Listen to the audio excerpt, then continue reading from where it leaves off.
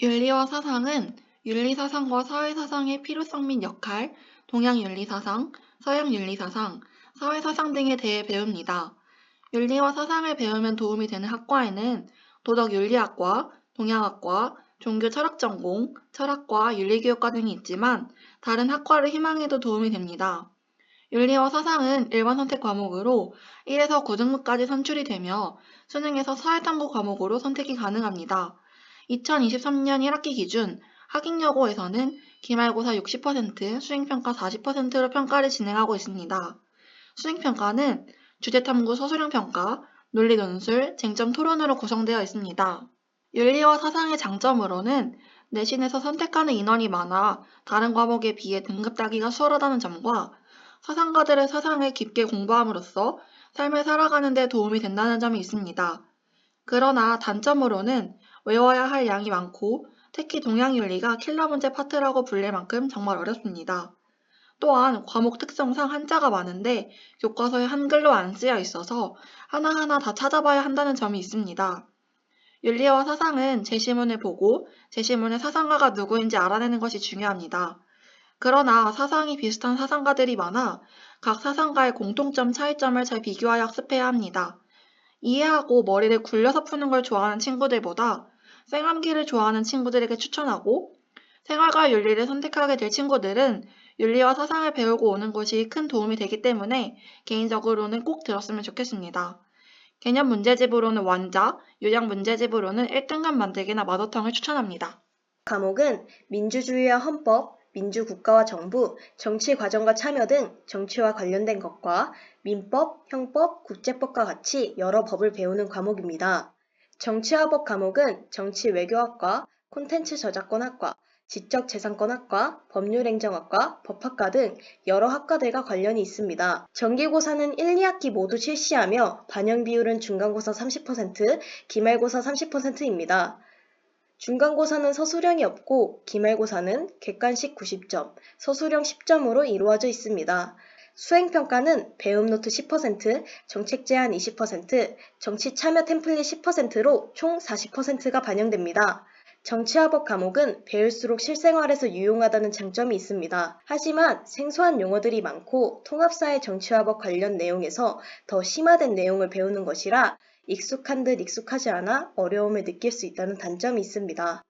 따라서 생소한 용어들의 뜻은 따로 메모해두고 꼭 기억하는 것이 공부하는 데 큰 도움이 됩니다.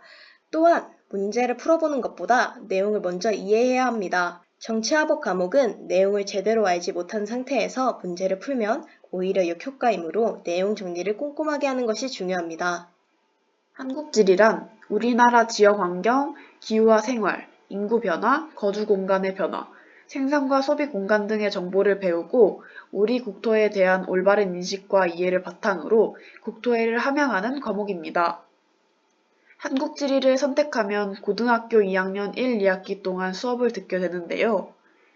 한국지리를 공부하면 지리학과, 사회학과, 사학과, 지리교육과, 사회교육과, 관광학과 등의 학과에 진학하는 데 도움이 되고 관광여행 기획자, 다큐멘터리 작가, 마케팅, 홍보, 광고 전문가, 문화 마케터 등의 진로를 가지는 데에 도움이 될 수 있습니다. 정기고사는 1, 2학기 모두 중간고사, 기말고사를 실시해 각각 30%로 총 60% 반영됩니다. 1학기 중간고사 기준 객관식 70점, 서술형 30점으로 구성되어 있습니다. 수행평가는 1학기 기준 지역이의 30%, 지리의 재구성 10%, 총 40%가 반영됩니다. 성적은 1에서 9등급으로 산출되며 수능 선택 가능한 과목입니다. 한국지리의 장점으로는 지구과학과 겹치는 부분이 많아 익숙한 내용들이 있고 실제 주변 지형을 이해하며 여행 정보를 얻을 수 있다는 것이 있습니다. 그리고 단점으로는 다른 개념에 비슷한 특징이 나타나 혼동이 올 수 있으며 지구과학과 겹치는 부분이 있는 만큼 어려움을 느끼는 학생들이 있을 수 있습니다. 동아시아사라는 과목을 소개하기 앞서서 동아시아사라는 과목은 배우는 시기가 학교마다 상이할 수 있으며 우리 학교의 경우 2학년 교과로 편성되어 있습니다. 동아시아사라는 과목은 동아시아 각국의 역사에 대해서 배우게 되는데요. 하지만 동아시아 국가들의 역사를 조목조목하게 다룬다기보다 중국의 역사를 중점적으로 배우게 됩니다.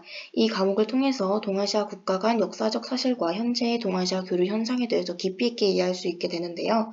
다양한 역사 관련 분야로 진출할 수 있을 뿐만 아니라 국제 교류 통상 계열로도 진출할 수 있습니다. 평가 방법으로는 지필평가 60%, 수행평가 40%로 편성이 되어 있고 화면처럼 작은 분야로 편성이 되어 있고요.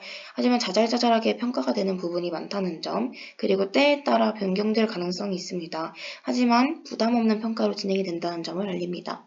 기본적으로 등급제 산출이 되는 과목이고 소수 과목이라고 알려져 있다시피 인원에 따라 폐강이 될 수도 있고 A, B, C와 같이 절대평가로 진행이 될 수도 있습니다.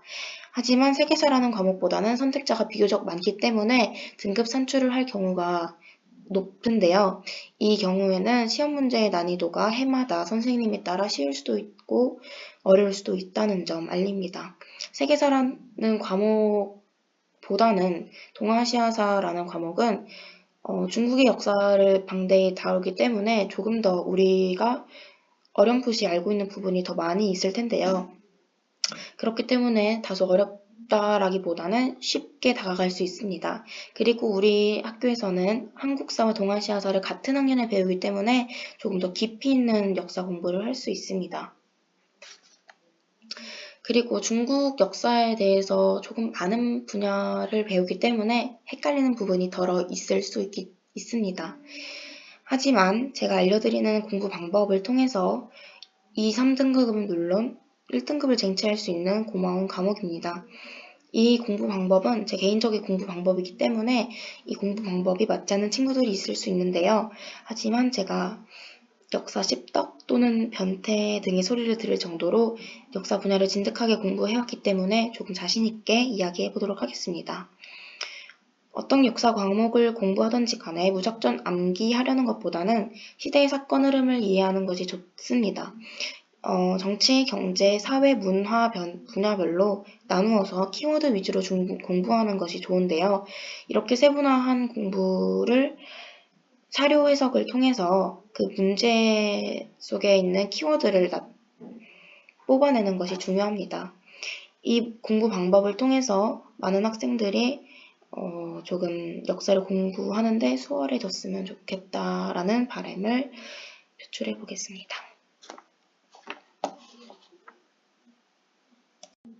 경제는 현재 경제 생활에서 요구되는 경제적 사고력과 경제 문제 해결력을 기를 수 있는 과목입니다. 그리고 경제의 기본 원리, 이론 체계를 실제 생활의 경험과 관련지어 이해하고 현실의 경제 문제를 사회 현상의 전체적인 맥락에서 이해할 수 있습니다.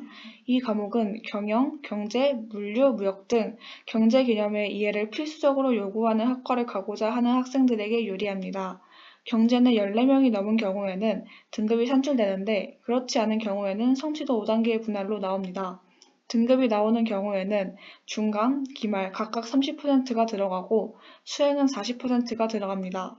이 과목은 경제 관련 학과를 원하는 학생이면 진로에 대한 기본 개념을 배울 수 있다는 장점이 있습니다. 하지만 그래프를 이해하고 표를 분석하는 것이 힘들 수 있기에 과정을 이해하면서 특정 결과가 나오게 된 이유를 알아야 합니다. 이 과목을 배운 후에 국가 경제 전체나 경제 주체 사이의 선택 및 가격 결정 원리를 연구하고 싶다면 경제학과 진학을 추천하고 기업의 경제 행위를 연구 대상으로 기업 조직 운영하는 방식을 연구하고 싶은 학생들에게는 경영학과 진학을 추천합니다. 생활과 윤리는 이론 윤리학에 대한 이해를 바탕으로 생명, 사랑, 직업, 사회, 과학, 문화, 지구촌 윤리 등에 대해 배웁니다. 생활과 윤리를 배우면 도움이 되는 학과에는 도덕윤리학과, 사회학과, 윤리교육과, 철학과, 사회복지학과 등이 있지만 다른 학과를 희망해도 도움이 됩니다.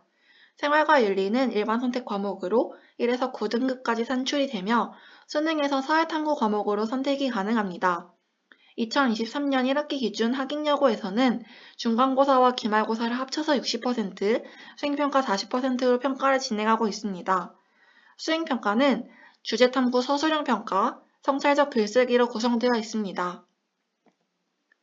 생활과 윤리의 장점으로는 윤리와 사상을 배웠다면 훨씬 수월하게 학습할 수 있다는 점과 사상의 깊이가 얕다는 점이 있습니다.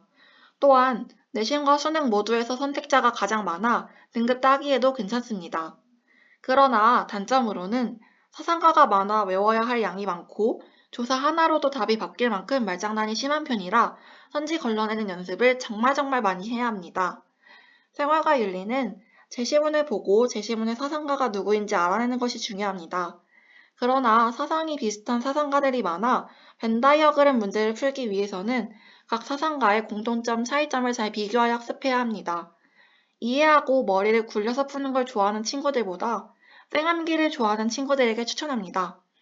수업 때 책에 있는 내용 외에도 많이 알려주셔서 수업을 열심히 듣고 수업 때 교재로 사용하는 수능 특강 문제들 꼼꼼히 풀어본 후에 기출문제도 최대한 많이 풀어보는 것을 추천합니다.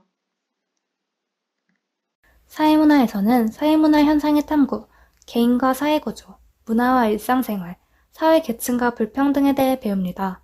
사회문화를 배움으로 도움이 되는 학과는 심리학과, 정치외교학과, 법학과, 교육학과, 사회복지학과, 커뮤니케이션학과 등이 있지만 이가 아니어도 다양한 학과에 도움이 됩니다.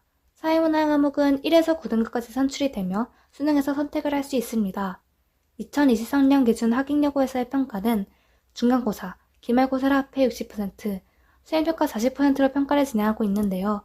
수행평가 내용으로는 프로젝트 논술형 평가, 주제탐구 서술형 평가가 있습니다. 사회문화의 장점으로는 2가지 정도를 꼽을 수 있는데요. 첫 번째는 타 과목에 비해서 외울 것이 확실히 적다는 점입니다. 두 번째는 사회탐구 과목 중 대학, 사회에서 가장 쓸모있는 것들을 배운다는 점입니다. 사회문화 초반에 배우는 연구 방법이나 계층이론은 추후에도 상식처럼 쓸 일이 많습니다. 단점으로는 도표 문제가 킬러로 나오는 경우가 많아 수학적 사고가 필요하다는 점과 외우는 것보다 문제를 보고 이해하며 풀어야 한다는 점이 있습니다. 사회문화는 문제형의 정치화법과 유사하여 이론을 중심으로 한 가나다 문제가 많이 나오니 개념을 확실히 정리하여 틀리지 않도록 조심할 필요가 있으며 암기보다는 이해가 좀 더 수월한 학생에게 선택을 추천하는 편입니다. 또한 개념 공부를 정말 열심히 할 필요가 있고 도표 문제를 최대한 많이 풀어보는 것이 좋습니다. 이와 관련된 문제집으로는 마더ton과 1등급 만들기 등을 추천합니다. 세계사라는 과목을 소개하기 앞서 세계사라는 과목은 배우는 시기가 학교마다 상이할 수 있으며 우리 학교의 경우 3학년 교과로 편성되어 있음을 알립니다. 세계사라는 과목은 세계사를 배우는 건데요. 세계의 역사에 대해서 배우면서 정말 다양한 세계의 각국의 역사를 공부한다기보다 유럽사 중심의 역사를 배우게 됩니다. 이 과목을 배우게 되면 세계의 다양한 역사적 사실과 관점을 정립할 수 있습니다. 세계사를 배워서 무엇을 하느냐, 다양한 역사 관련 분야로 나아갈 수 있으며 뿐만 아니라 국제교류, 통상 계열로도 진출할 수 있습니다. 평가 방법으로는 지필평가 60%, 수행평가 40%로 편성이 되어 있고요. 화면과 같은 3가지 방법으로 평가가 됩니다. 하지만 때에 따라 변경될 가능성이 있기 때문에 참고로 봐주시기 바라고 그렇지만 부담 없는 평가로 진행이 된다는 점 알려드립니다. 기본적으로 등급제로 산출이 되지만 소수 과목이라고 잘 알려져 있다시피 인원에 따라 폐강이 될 수도 있고 ABC와 같이 절대평가로 진행이 될 수도 있다는 점 알려드립니다. 등급을 산출할 경우에는 우위를 내려야 하는 현실이기 때문에 시험 문제 난이도가 해마다 선생님에 따라 쉬울 수도 있고 어려울 수도 있다는 점 참고해 주시기 바랍니다. 세계사라는 과목은 중등 역사, 고등 한국사, 그리고 동아시아사를 선택하는 경우 일상생활에서 짧게나마 어렴풋이 알고 있는 내용이 있어서 어렵지 않게 공부할 수 있습니다. 반면에 긴 명칭 그리고 헷갈리는 외국 이름 등에서 조금 다소 어렵게 느껴질 수 있고요. 세계의 역사를 다루다 보니 다른 역사 과목보다는 조금 더 방대한 양을 다룬다라고 느껴질 수 있습니다. 그럼에도 불구하고 이어서 이야기할 공부 방법으로 노력한다면 2, 3등급은 물론 1등급까지도 쟁취할 수 있는 고마운 과목입니다. 공부 방법은 제 개인적인 방법이기 때문에 이 방법이 맞지 않는 친구들이 있을 수 있다는 점 유의 바라고요. 그렇지만 저는 친구들한테 역사 분야에 대해서 십덕이라든지 변태라든지의 소리를 들을 정도로 역사 분야를 진득하게 공부해 왔기 때문에 조금 장담해 드릴 수 있는 방법이라고 얘기해 보겠습니다. 어떤 역사 과목을 공부하던지 간에 무작정 암기하려는 것보다는 시대의 사건을 중점으로 이해하는 것이 좋습니다. 그 흐름을 따라서 정치, 경제, 사회, 문화 분야로 나누어서 키워드 위주로 공부해 나가는 것이 좋습니다. 이렇게 세분화해서 공부한 것을 시험 문제의 지문에서 사료를 해석하는 방법으로 문제 속에 나타나 있는 키워드를 힌트로 공부하는 것이 좋고, 기출을 많이 풀어볼수록 조금 더 자신의 것으로 만들어 갈 수 있는 방법을 만들 수 있습니다. 세계지리는 세계화와 지역화의 흐름에 대한 거시적 이해를 바탕으로 세계 여러 국가나 지역들이 자연환경, 문화, 경제, 정치의 여러 측면에서 얼마나 다양한 차이를 가지고 있는지를 배우는 과목입니다. 이 과목은 역사, 인류학, 종교, 법, 언론, 국제경제, 경영 등을 원하는 학생들이 들으면 좋지만 다른 학과를 원하는 학생들도 듣는 경우에 진로와 엮을 수 있습니다. 세계지리는 등급이 산출되고 중간, 기말 각각 30%가 반영됩니다. 수행평가는 40%로 발표 15%, 프로젝트 15%, 포트폴리오 20%가 반영됩니다. 이 과목은 세계 시민들의 생활 방식이 왜 차이가 나는 것인지 배울 수 있고, 세계 각 지역의 시사적인 주제에 대하여 깊이 있게 탐구할 수 있습니다. 하지만 2023년을 기준으로 하였을 때 수강 인원이 매우 적어서 성적이 중요한 학생들에게는 불리하다는 단점이 있습니다. 그리고 이 과목에서는 성적을 잘 받기 위해서 선생님께서 강조하신 부분을 완벽하게 이해하고 서술형이 출제되는 경우에는 암기하는 것이 좋습니다. 이때 무조건 암기하는 것보다는 이해한 후에 암기하는 것이 효율적입니다. 공부할 때는 수능 특강을 먼저 풀고 그 이후에 마더텅이나 자기스토리 등 기출 문제지를 푸는 것을 추천합니다.